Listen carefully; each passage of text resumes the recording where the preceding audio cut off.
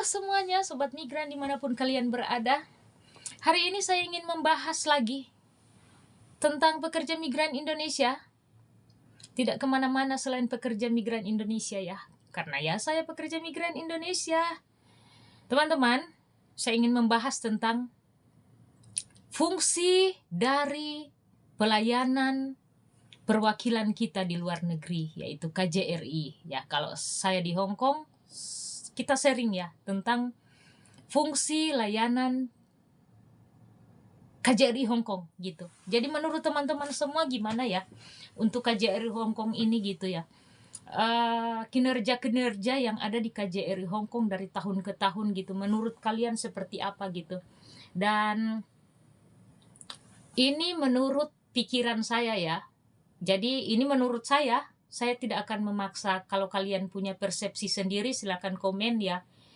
Silakan komen, tapi ini menurut saya. Menurut saya KJRI Hong Kong belum maksimal di dalam membela pekerja migran. Karena menurut saya ini, saya bilang lagi, saya tidak akan membicarakan yang bukan pengalaman dan yang tidak pernah terjadi. Saya akan membahas tentang apa yang terjadi di dalam kehidupan ini.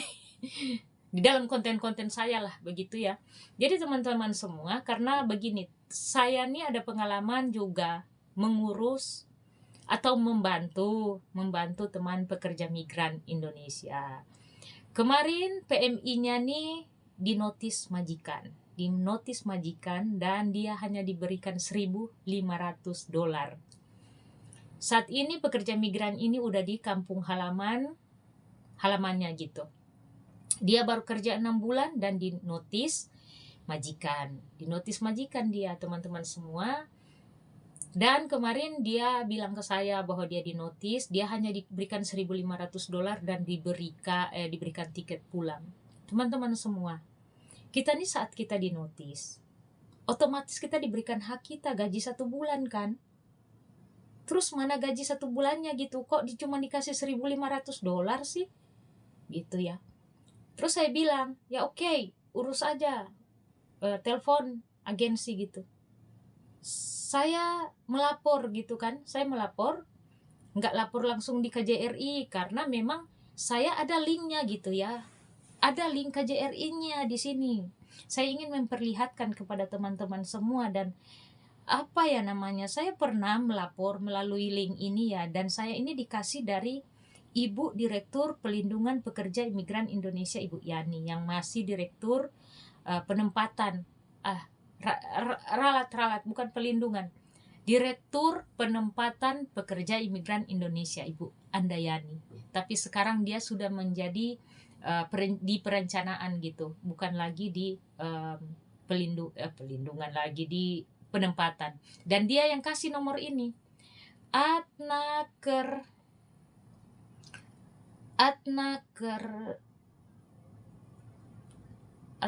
Hong Kong.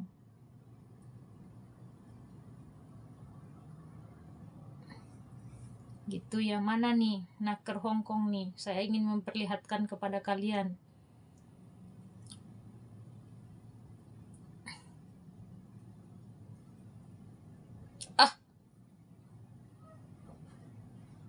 Ini ya, Ibu Rika namanya katanya. Di sini di Hong Kong ini ada Adnaker gitu. Dan di pengaduan itu kan cuman mengadu masukkan paspor. Kalau buat saya tuh masukkan paspor gitu terus nggak lama Kak. Menurut saya cuman masukkan, gimana kalau itu ya, maksudnya untuk cepat direspon kan. Jadi saya langsung telepon ke Badan Perlindungan Pekerja Imigran Indonesia, dan mereka yang telepon ke KJRI minta tolong nih, tolong diliatin anak ini, dia cuma dikasih $1.500 gitu katanya. Terus kata agensinya, dia kan udah tanda tangan gitu, jadi udah nggak bisa. Loh, kan itu pembodohan.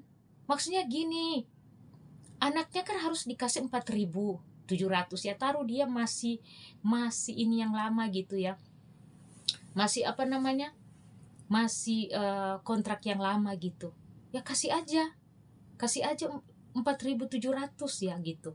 Kok cuma dikasih 1.500, kan itu pembodohan gitu. Dan di sini fungsi KJRI untuk mengingatkan agensi gitu loh. Masa di telepon, oh katanya agensi nggak mau kasih, katanya agensi yang tahu.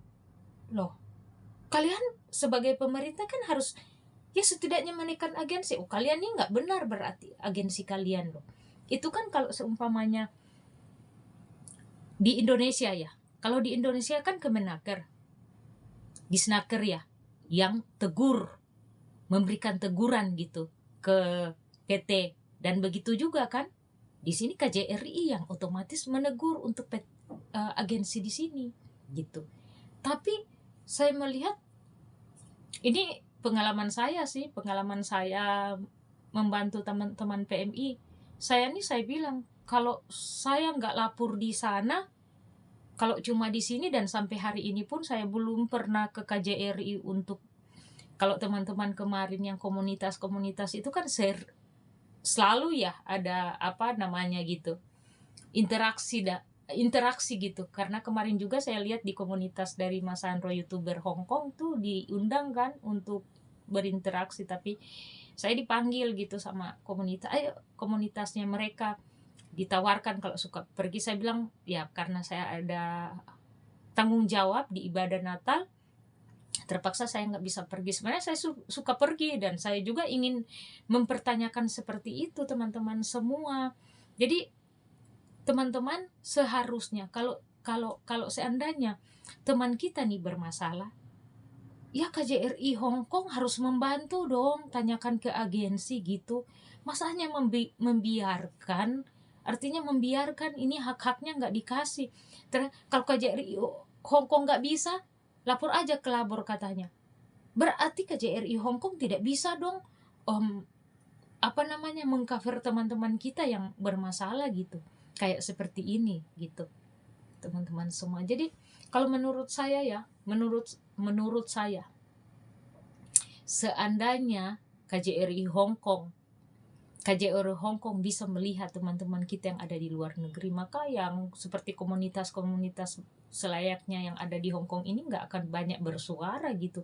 Karena pada dasarnya kinerja-kinerja yang ada di KJRI Hong Kong itu sudah bekerja dengan baik gitu, tanpa ada lagi yang lain menyuarakan gitu ya, termasuk saya karena saya melihat gitu kerja-kerja bapak-bapak ibu yang mungkin ya cuma ngurus paspor gitu, tapi kalau permasalahan enggak, apalagi menekan agensi gitu ya.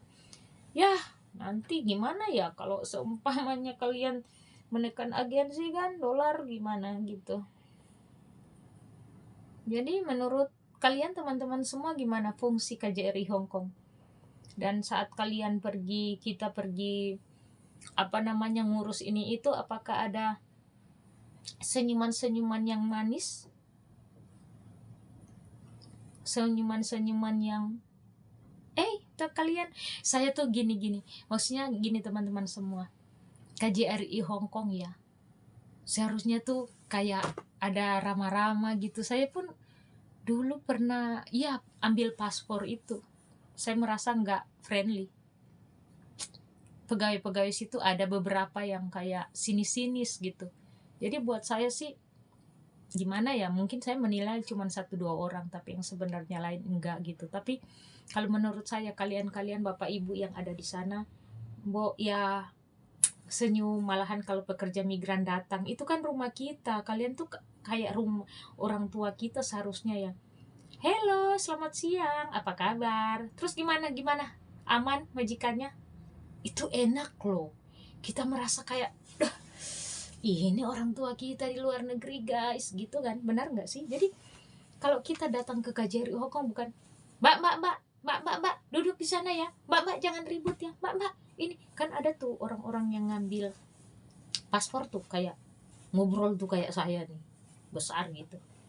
Tuh saya pernah loh duduk tiba-tiba mbak itu pegawainya, entah dia pegawai, tapi saya lihat terus yang di depan itu kayak ada bapak-bapak ya yang keluarin ID card, paspor, senyum dong Pak, tolonglah kalian kalau lihat konten ini disenyumin dong gitu ya.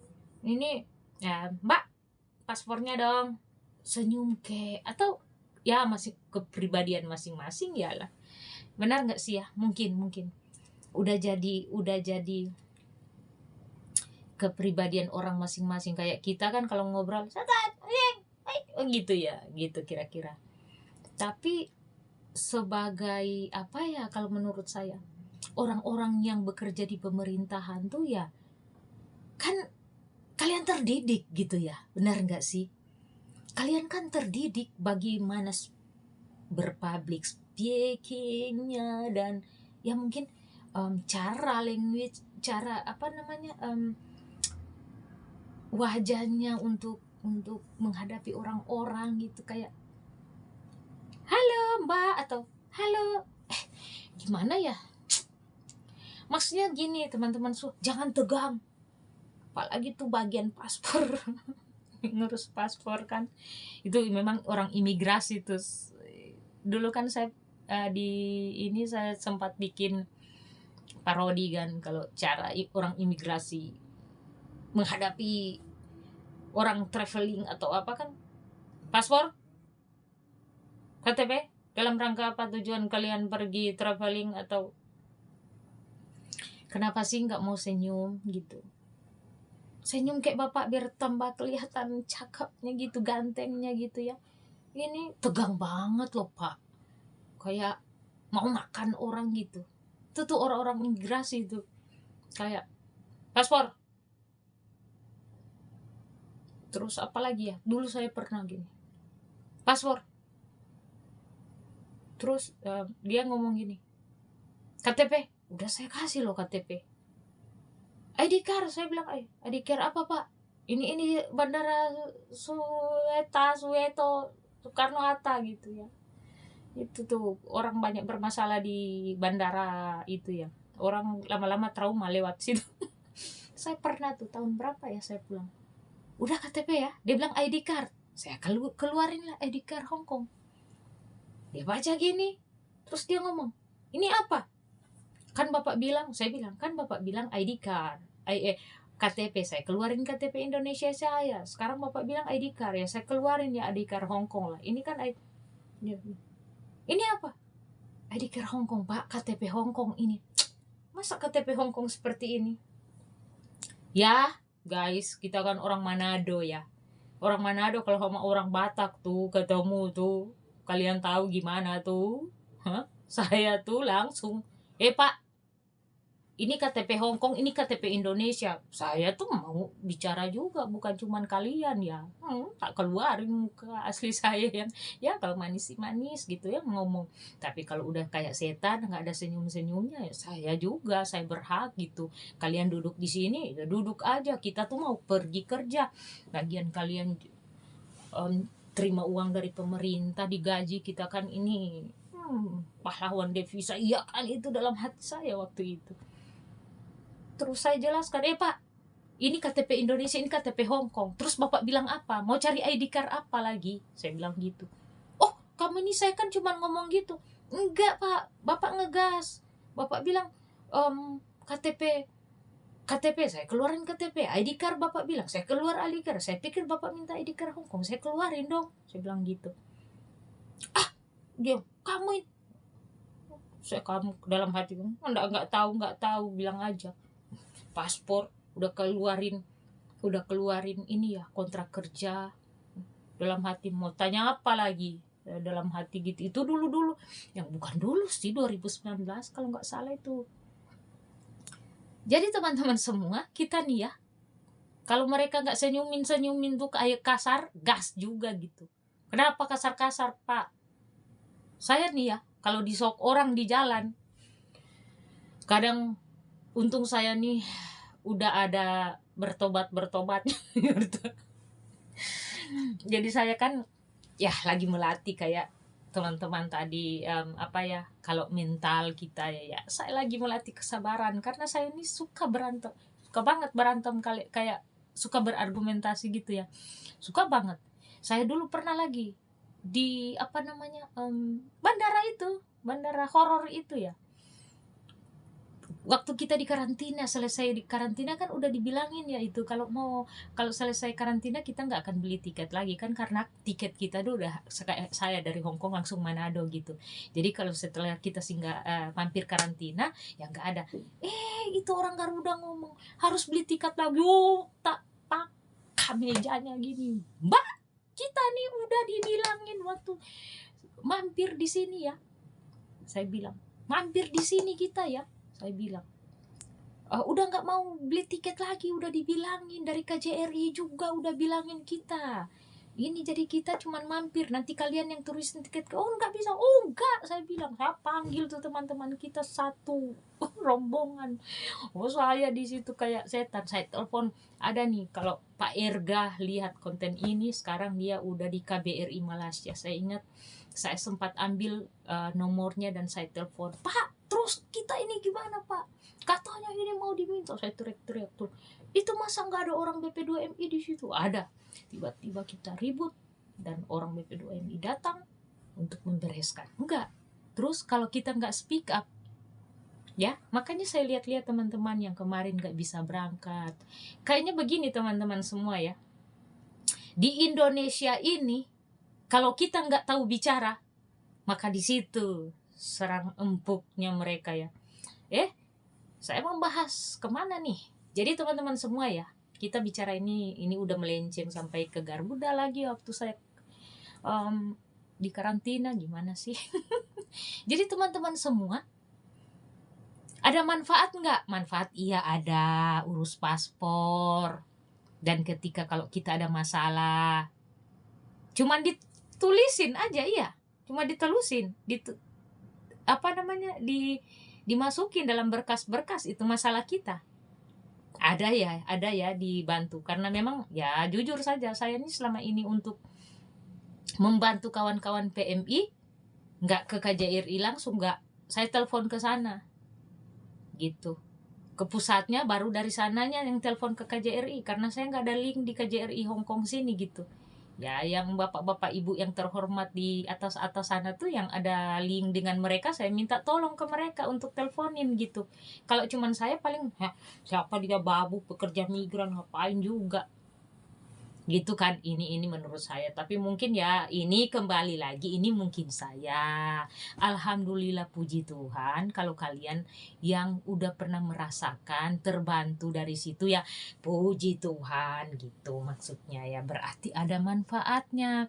Di sini kita ingin bicarakan tentang manfaat KJRI atau KBRI di luar negeri gitu. Semoga ya ada manfaat selain bikin paspor dan melihat masalah-masalah kita gitu. Nggak sembari kita harus telepon ke Jakarta ya, ke Badan Perlindungan Pekerja Imigran Indonesia, terus kami melaporkan ke call center mereka.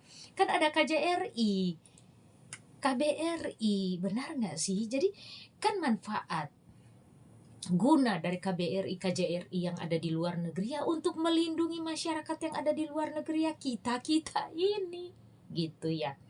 Jadi adakah manfaat? Ada ya, bikin paspor ya.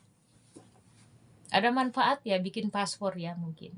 Oke, kita jangan cuman bisa mengkritisi atau apa, tapi benar nggak gitu pekerjaan-pekerjaan yang ada di KJRI Hong Kong ya, semoga amanah.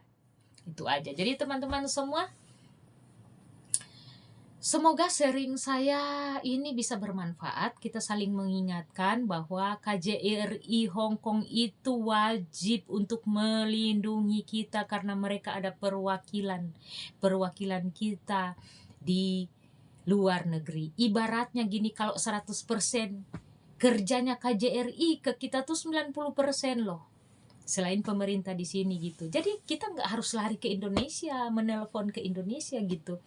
Ya KJRI Hong Kong lah yang mengcover keselamatan kita di sini. Jadi kalau kita ada masalah sama majikan, sebenarnya buat saya ya, selain kita lari kepada kepolisian, ya kalau kita kayak dalam tekanan, ini contoh, enggak lah, kalau di sini nggak ada digebukin, ada dulu ya yang disiksa gitu, langsung lari ke KJRI aja gitu.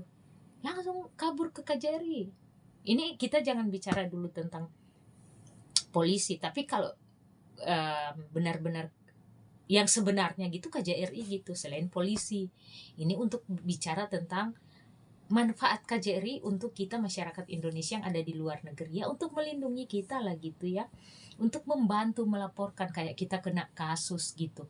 Seharusnya KJRI juga mendampingi, menyediakan, iya memang ada, tapi kebanyakan yang saya lihat dan bukan saya lihat, mendengar dari cerita, karena saya nggak lihat waktu itu, mendengar dari cerita teman saya yang bermasalah dan akhirnya orang itu jadi overstay gitu ya, dia dituduh majikan, akhirnya yang melindungi bukan dari KJRI Hong Kong, dari Christian Action gitu, dan organisasi-organisasi lainnya. Terus KJRI Hong Kong sebagai apa gitu?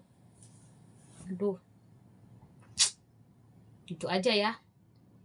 KJRI Hong Kong sebagai apa? Bikin paspor dan lain-lain. Semoga KJRI Hong Kong ke depan lebih bagus lagi kinerjanya Ibu Kemenlu ya.